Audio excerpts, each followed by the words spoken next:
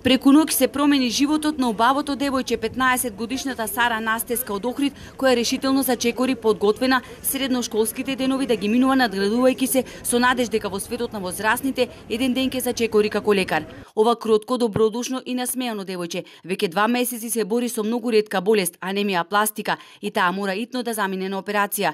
Вниманието на нејзините родители е целосно насочено час поскоро да се соберат потребните пари за лекување на Сара. Охриѓени од срце одделуваат онолку колку што можат и не сакаат да веруваат дека хуманитарните акции се единствениот начин да се соберат над 200.000 евра колку што се потребни за лекување на Сара. Требат, ама кои имат, кои немат, требат. За такви деца требат. 100% требат за такви деца помош. Хуманитарните акции се единствен излез и државата треба да има фонд за такви. И државата треба, и ние како граѓани треба да помогнеме. Секако, значи мора и државата да има посебни фондови со кои што треба да помогне на вакви деца, секако дека треба да им се помогне. А без да големи средства, кој колку мојте? Мој да дај 100 денари, некој помага, некој појќе се. Не знам, ние не сме од тие генерации, ние сме посиромаси.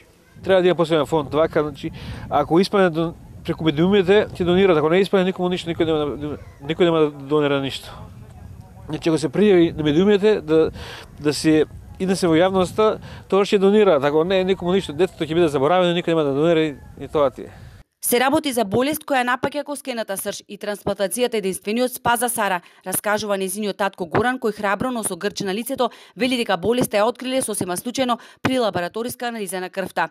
Болест е утврдена на почетокот на месец август, а дијагнозата е потврдена со биопсија која е направена во Скопје. Сара знае се за болеста, а нејзините родители сакаат девојчето да се лекува во специјализирана клиника во Германија. Градот се дигна на нозе, Сара мора здрава да се врати во училишните клупи.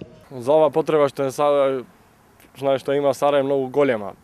Секој 50-100 денари се многу големи, многу значат за неа. За нас можда како единки не значат многу, но ова е само почеток. Јас најавам дека само почеток. Нема тука да застанеме. Значи, секој во своите можности, не само во спортот, во сите кои се во можност да донираат колку што можат, бидејќи живот на едно дете нема цена.